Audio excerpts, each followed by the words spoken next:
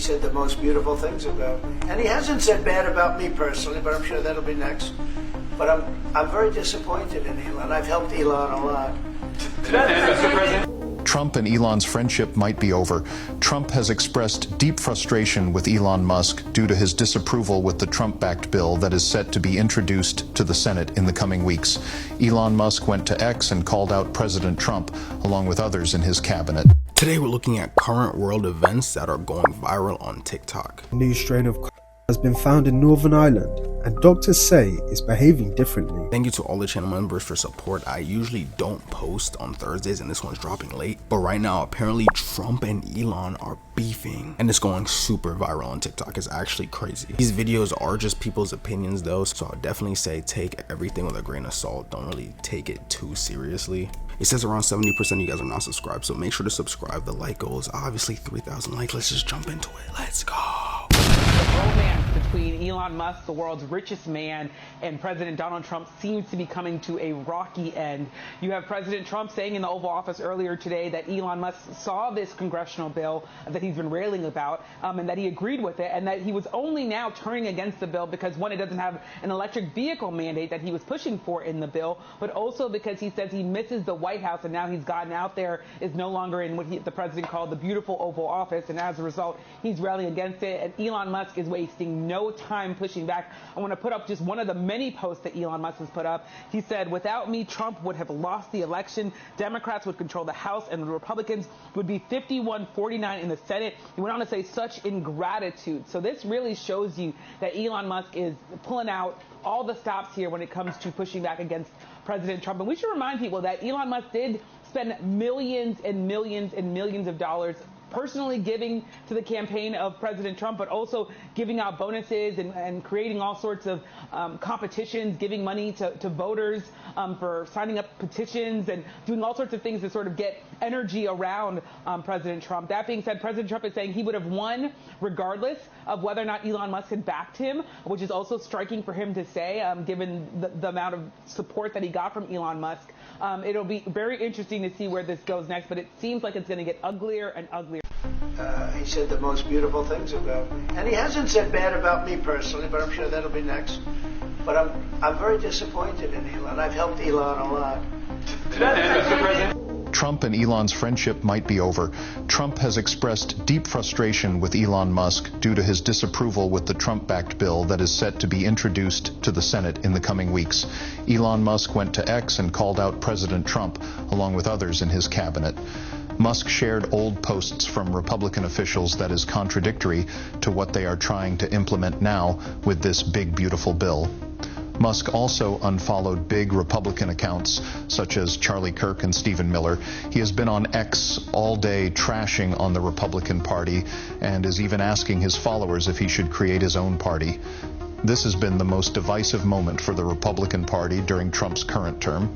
Many are requesting peace and respectful negotiations between Trump and Musk, but it doesn't seem like that will happen anytime soon. Yeah, I personally don't really know what's going on. Like, I didn't really check into it too much, but all I know is like my whole For You page on TikTok will show me these videos, and it's like, that is crazy how he kind of went from one side being like yes, yes, and then the next side and then 1 second really criticizing and saying even the craziest things about a person that he once used to, I guess, work with. Is crazy.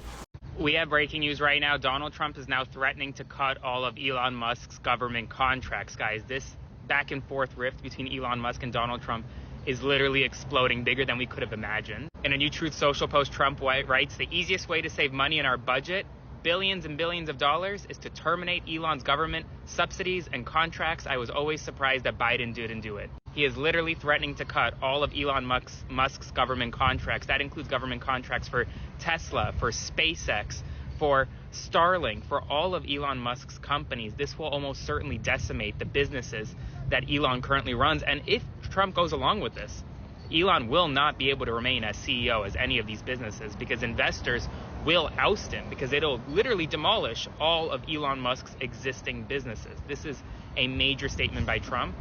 Once we get more information, I'll let you know. I just did a full breakdown on my Substack of this complete back and forth. It's getting crazier with each passing minute, so follow along to stay up to date on all the news you need to know about. What do you say to Elon Musk, who just called your bill a disgusting abomination? Yeah, let me say this. it's very disappointing. Okay, I've come to consider Elon a good friend. He's obviously a very intelligent person, and he's done a lot of great work. We've applauded all the work they've done with Doge and identifying fraud, waste, and abuse in the government. It's a very important service that's been performed, and we're so excited about it. We're now in the process of codifying that. As you all know, the administration has qualified and quantified the fraud, waste, and abuse that they found in Doge.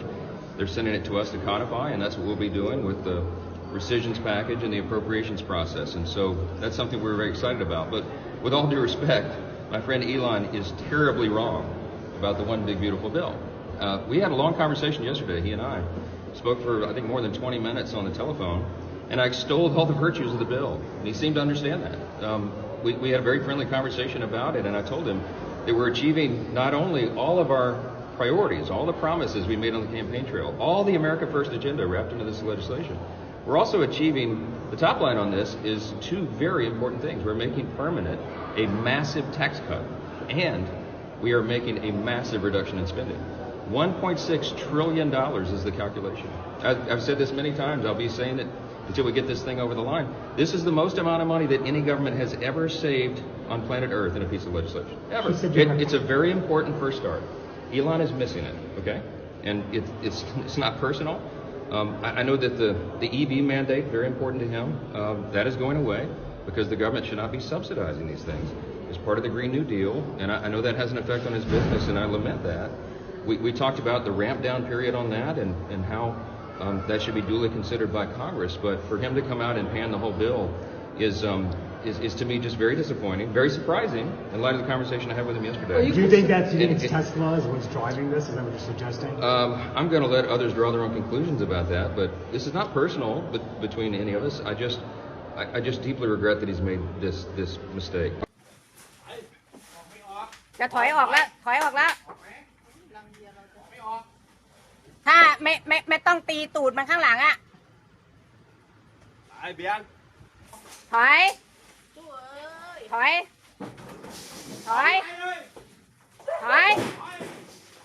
ก้มไปเลย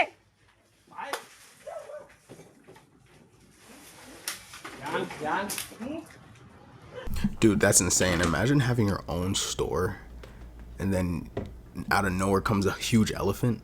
That should be kind of scary if you ask me.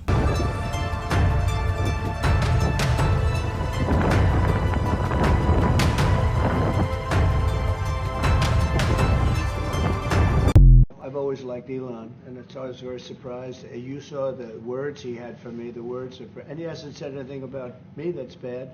I'd rather have him criticize me than the bill, because the bill is incredible. Elon and I had a great relationship. I don't know if we're well anymore. I was surprised because you were here. Everybody in this room practically was here as we had a wonderful send-off. He said wonderful things about me. You couldn't have nicer. Said the best things. He's worn the hat. Trump was right about everything. And I am right about the great, big, beautiful bill. I'm very disappointed because Elon knew the inner workings of this bill better than almost anybody sitting here, better than you people. He knew everything about it. He had no problem with it. All of a sudden he had a problem, and he only developed the problem when he found out that we're going to have to cut the EV mandate. I'm very disappointed in Elon. I've helped Elon a lot. I'll tell you, he's not the first. People leave my administration and they love us, and then at some point they miss it so badly, and some of them embrace it and some of them actually become hostile. I don't know what it is. It's sort of Trump derangement syndrome, I guess they call it. He was rushed to the hospital unconscious. He had nonstop headaches for weeks, then collapsed. Scans showed movement inside his skull. It wasn't a tumor. It wasn't stress. It was a parasite, feeding on his brain for years. And the terrifying part? It all started from eating pork. Hit follow for more facts your stomach won't forget. From eating pork? Hey yo, y'all remember when Diddy taught us how to make the OG Diddy? This is my new drink, an OG Diddy. An OG Diddy. Here's the recipe. You take 1.5 ounces of Ciroc vodka. You can only make it with Ciroc vodka. Other vodkas don't work. Then you... Peace.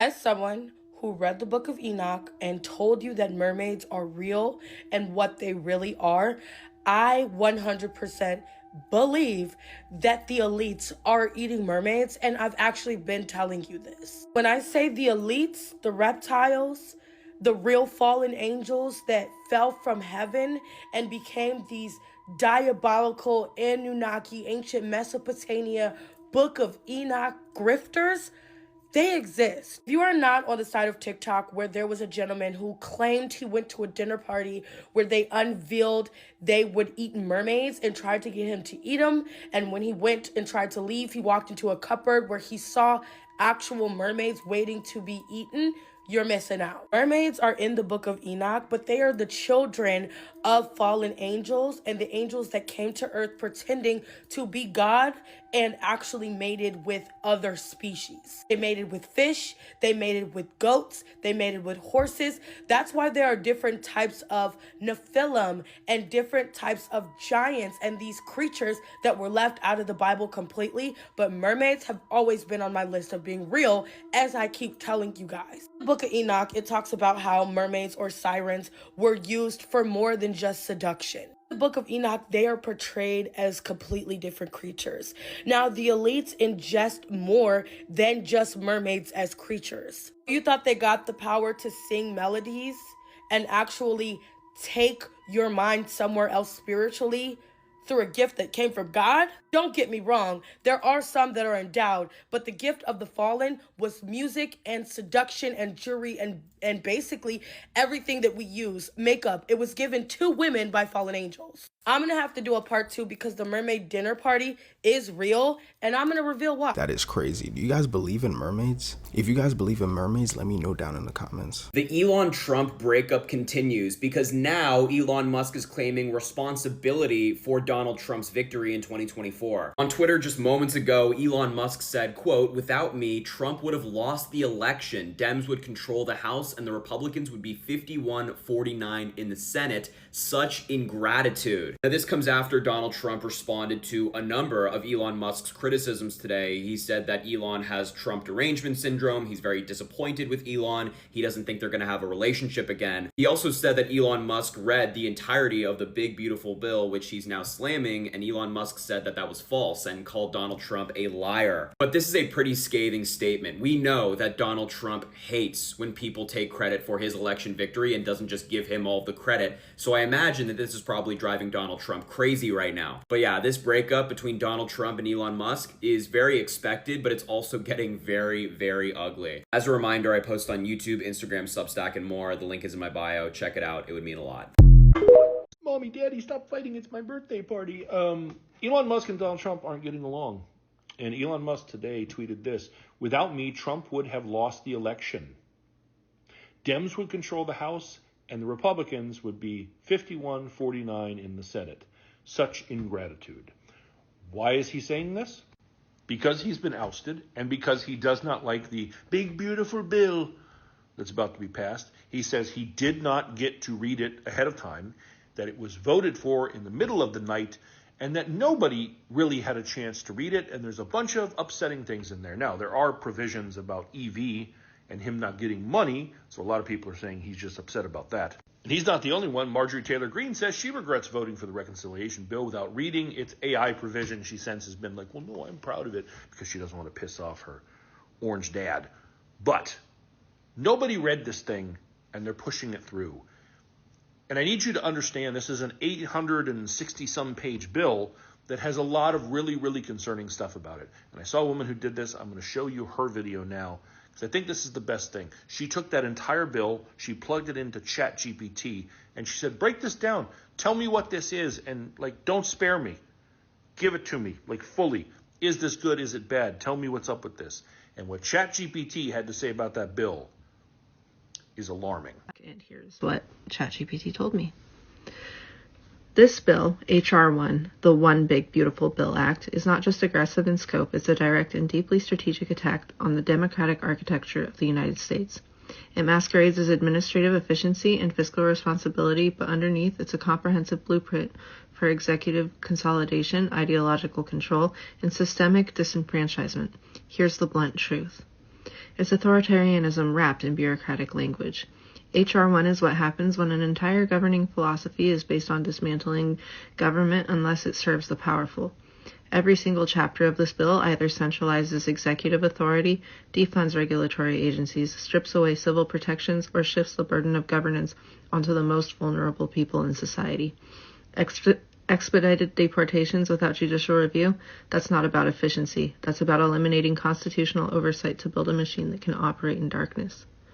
Cutting independent agencies like MedPAC or the Social Security Advisory Board, that's not reform. It's removing the brakes from a runaway train. Silencing classrooms and ending DEI funding, it's a cultural purge designed to codify a narrow, exclusionary worldview into national education policy. This isn't conservative governance, it's counter-democratic engineering. It systemically dismantles the safeguards of a free society. The institutions targeted by H.R. 1 aren't arbitrary. They're specifically the ones that ensure transparency, protect minorities, and maintain balance. Consumer protections? Gone. IRS ability to audit tax sheets? Neutered. Public health investments? Slashed. Environmental and emission standards? Repealed wholesale. This bill defunds every agency that stands between corporate interests and profit. It creates loopholes wide enough to drive oligarchy through. It paves the road for a soft coup. What's most dangerous is how legally sophisticated this document is. It's not sloppy. It's not amateur. It's meticulous. It builds the legal scaffolding for one-party control. It shifts power away from oversight bodies and into the hands of agencies under direct presidential control. It establishes surveillance and enforcement norms that can easily be turned on dissenters. It dissolves the idea of nonpartisan truth, replacing it with politically approved doctrine, especially in education, health, and environmental science. This isn't policy. It's a hostile restructuring of the republic, not done through tanks or violence, but through legislative subversion. The human cost will be catastrophic. Let's be crystal clear. People will suffer if this bill passes. Children will go hungry as food assistance is gutted and work requirements are tightened. Trans youth will lose access to care and their families will be criminalized for seeking it. Immigrants, many of them legal residents, will live in fear of removal or retaliation. Workers will face unregulated financial scams, higher pollution, and fewer rights. The elderly and disabled will face a future without independent scrutiny of Medicare or Social Security sustainability. This bill treats social safety nets as disposable and human rights as negotiable. Final verdict, this is the dress rehearsal for autocracy. If this bill becomes law, it will not just change what the government does, it will change what the government is. It is a declaration that only certain people deserve protection, only certain truths can be spoken, and only certain lives are worth investment. This is the type of legislation autocrats dream of. Legal, sweeping, ideologically rigid, and dressed in the language of reform. If you believe in democracy, pluralism, justice, or simply the idea that the government should not be a weapon, H.R. 1 must be buried, not amended, not negotiated, defeated, fully. Rare for now anyway, rift between Elon Musk and President Trump over the so-called big, beautiful bill making its way through Congress. Musk called that spending plan a plan that could raise the deficit by trillions with a T over time. Musk called it, quote, a disgusting abomination. We haven't seen much of the president this week, but we know he's been spending time behind closed doors talking to Republican senators, trying to get this bill, which includes tax cuts and spending reforms, passed by July 4th. But it's facing some tough hurdles in Congress, including harsh pushback from a close ally. Thank you, Elon. Thank you. Take care of yourself. Thank you. He left government work with a key to the White House. Now, Elon Musk is taking on President Trump's top domestic priority, the so-called Big Beautiful Bill. Posting this massive, outrageous, pork-filled congressional spending bill is a disgusting abomination. Shame, he added, on House Republicans who voted for it. Musk first made his feelings about the tax cut and spending legislation known recently to CBS Sunday Morning. I think a bill can be big or it can be beautiful, but I don't know if it can be both. My personal opinion. Top congressional Republicans disagree with Musk. With all due respect, my friend Elon is terribly wrong about the one big beautiful bill. We have a difference of opinion. He's entitled to that opinion. We're going to proceed full speed ahead. But critics, including some Republicans, argue the bill will add trillions to the national debt while Democrats say it slashes Medicaid and food stamp funding. But it extends the Trump tax cuts and pays for more border security. Look, the president already knows where Elon Musk stood on this bill. It doesn't change the president's opinion. This is one big, beautiful bill, and he's sticking to it. Overnight, the president also sticking with plans for higher tariffs on imported steel and aluminum. They doubled this morning from 25% to 50%. At Right Proper Brewing in Washington, D.C., owner Thor Cheston expects each beer can whipping through this production line to soon cost even more. The president talks about the idea that there's going to be short-term pain for long-term gain. That's why you're here, to talk to the short-term pain. If it truly is going to be 50% increase in the cost of our aluminum, I mean, we just can't afford it. Cheston hopes he won't have to make hard decisions like cutting staff, but knows he'll have to absorb costs somewhere to keep prices down. We survived COVID. Like, every year there's something. This is this year's something. And so we're smart, we're tenacious, we don't give up. We'll figure it out. But it's painful. The Trump administration has sent letters reminding other countries of a deadline to firm up trade deals before the pause on reciprocal tariffs ends next month. While White House officials insist deals are close to being finalized, remember, so far only one with the United Kingdom has officially been announced. Bro, what the hell is this exhibit? A museum in Amsterdam has just put a 200-year-old condom on display. And this is no ordinary ancient protection. The sheath is a whole 8 inches long, which, if you account for inflation, that's like 12 inches in 2025. And not only that, but it is in mint condition, never used before. Yes, they even inspected it with a UV light to make sure. It's also extremely rare. There are only 2 of these in the world, and this one has become the only one to be put on display. And just in case they needed some help to get in the mood, printed on the side is a strange explicit image of a partially undressed nun pointing at 3 partially undressed clergymen. It was purchased for 1,000 euros on auction. It's made out of a freaking sheep's appendix, and it's believed to have come from a fancy French brothel in 1830. But what's wild is how popular this thing is. Apparently the museum has been packed with people, young and old, who just want to get a glimpse of the old boy. Putin addressed the world today, and what he said has completely changed this war. Off the bat, he said there will be no more future negotiations and the only outcome will be a total Russian victory. This is different than previously whenever he encouraged open dialogue and ceasefire. He said that is all out of the window because he said Zelensky's past actions this week has made Ukraine an illegitimate country. And since Russia now doesn't view Ukraine as a country, all acts by Zelensky will be terror acts. Putin specifically brought up the 2 attacks on the civilian trains last week, which is when Ukraine exploded 2 bridges while trains were under them. Putin says that any ceasefire would see the rearming of Ukraine, something that he cannot have happen, and that this war will drag on and will not end until a full Russian victory is completed. No more ceasefires, no more ultimatums, no more peace deal. And that any negotiations with an outside power like the United States would have to see Zelensky step down, as the Russians now view him as illegitimate. There's now rumors circulating that Russia could declare war. Let me know in the comments if they should. All right, here's a nonpartisan breakdown of the One Big Beautiful Bill Act. It's going to be really long, even though I'm reading really fast. So first of all, you need to know that this is Trump's flagship bill. It's part of budget reconciliation, which means that it cannot be filibustered, unlike other legislation. So Trump can get a lot done here. He only needs a simple majority in the House and Senate to pass this bill. So it's already passed the House, and now the Senate is parsing through it, negotiating which parts to keep and which to change.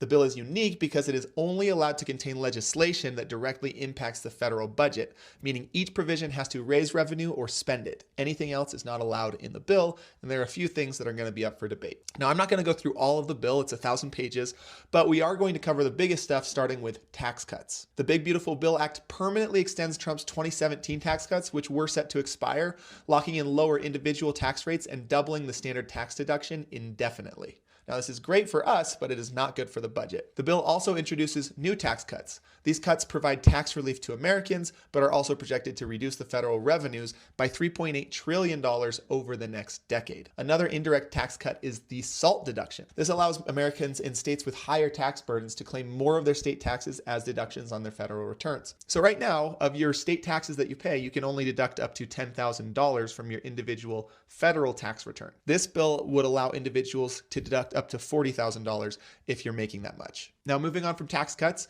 we've got border security spending in this bill. The Big Beautiful Bill Act allocates $50 billion for new border barriers, or a wall, and $45 billion to expand detention centers. ICE would get $14 billion as well to hire 10,000 new agents by 2029. The bill also makes it harder for migrants to claim asylum by imposing a $1,000 fee per asylum claim. And this bill would also overturn existing limits on detaining children in immigration facilities, effectively allowing indefinite detention of immigrant minors with their families. It's estimated that this bill would create the capacity to deport up to 1 million people per year. Remember, deportation was a big campaign promise that Trump made. This bill also increases defense and military spending by about $150 billion.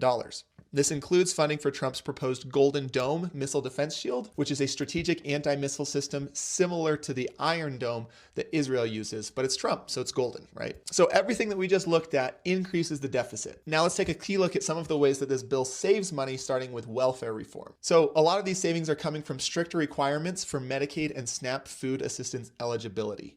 The Urban Institute estimates that these new requirements could push over 5 million people off of Medicaid coverage and roughly 11 million people off of SNAP benefits. These changes should save the government about $1 trillion over the next 10 years. Another money saver is cuts to Biden's clean energy and climate initiatives. It ends clean energy tax credits like the credits for electric vehicles and subsidies for solar and wind, as well as other green incentives. All told, the administration hopes to save hundreds of billions by canceling these green subsidies. The bill also tightens federal student aid programs. For example, students who want to qualify for the Pell Grant now need to take 15 credits per semester rather than 12. And the bill requires universities to share the risk of student loans so that universities also pay if students default. There are also a lot of random parts of this bill that I'm just going to list in bullet points real quick. One, it repeals the IRS's new free direct e-filing tool. It raises the federal estate tax exemption to $15 million, ensuring that 99.9% of estates owe no tax.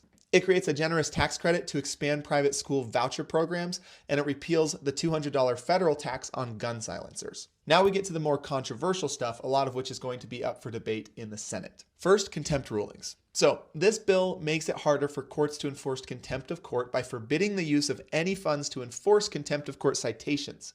In practice, this would paralyze the court's ability to enforce their orders, especially against government officials in the executive branch. This provision has little budgetary relevance and is expected to face a challenge in the Senate for being extraneous policy. Second, this bill makes it easier and faster to strip nonprofits of their tax-exempt status if they are deemed terrorist supporting. And third, this bill contains language nullifying any state or local regulation of artificial intelligence systems for the next 10 years. So the big question with a budget reconciliation bill is, what does this do to our deficit? The Congressional Budget Office estimates the House-passed version of this bill would add roughly $2.8 trillion to the deficit over 10 years, even after accounting for all of the spending cuts. The Senate is unlikely to pass the bill as it stands, but it remains to be seen what stays and what goes. Follow along and I'll keep you updated. And in a later video, I'll give you my opinion on all of this. A new strain of COVID has been found in Northern Ireland, and doctors say it's behaving differently. MB181 is now under monitoring by the World Health Organization. It spreads fast and may dodge immunity from past infections and vaccines. It's already dominant in places like Hong Kong and China, and now has been detected in the UK. While some symptoms are familiar, like cough, fever, and fatigue, others are more unusual, including heartburn, nausea, and bloating. Experts say it doesn't appear more deadly, but it could spread more easily. The Big Beautiful Bill and its impact on your income. To bring you up to speed, the Big Beautiful Bill has passed the House and is now under consideration by the Senate, which I think now is the time to ask and answer the question, okay, if this actually passes, what will be the tangible impact to the average American's annual income? Thankfully, the University of Pennsylvania, specifically the Penn Wharton budget model, answers this question with, at this point, our best estimates to help you understand, okay, if this goes through based on the tax cuts, based on the spending cuts, and all the other things in the bill, what will be the actual impact to your annual income? The way that they answer this question is by dividing Americans into 5 different income categories, and then they give a dollar amount as well as a percentage change to help you understand the impact. Before we dive into the data, please take a moment to hit that follow button, but without further ado, for those in the lowest quantile, which is just a fancy way to say fifth, making $0 to $17,000 a year, they will see an impact in annual spending of negative $820. So negative is bad in this case, and a percentage change of negative 14.6%. This is the biggest percentage change out of all income quantiles. For those in quantile 2 making $17K to $51K a year, they will see negative $430 in annual income and a negative 1.1 percentage change. For those in income quantile number 3 making $51,000 to $93,000 a year, they'll see plus $840 or a percentage change of positive 1.1%. For those in the 4th quantile making $93,000 to $174,000 a year, they'll see an income change of plus $3,000 a year or a 2.2% increase. For the 5th and final quantile, this is people making above $174,000 a year. They do get more granular. They go by percentages, like those making 80 to 90% compared to others, and those making 90 to 95%. Just to share a taste, I'll only be sharing those that fit in the income category of 80 to 90%. That would include those making $174,000 to $263,000 a year. They'll see plus $5,515 or a percentage change of 2.6%. The rest of them, I'm not going to go through them, but they're all positive. I'm not even really too sure what the big beautiful bill is. What a name, dude. That's a funny name to me. So I'm not even really too sure what's going on. I just seen these videos go viral on TikTok, so I decided to, like, you know what I'm saying, it's a breaking news right now, so I'm going to take advantage of it and show you guys what's going on right now. So if you think you know more about this situation, let me know down in the comments. It's crazy that Elon and Trump are really no longer friends. I mean, it is what it is, but that was something I did not expect. Thank you all for watching.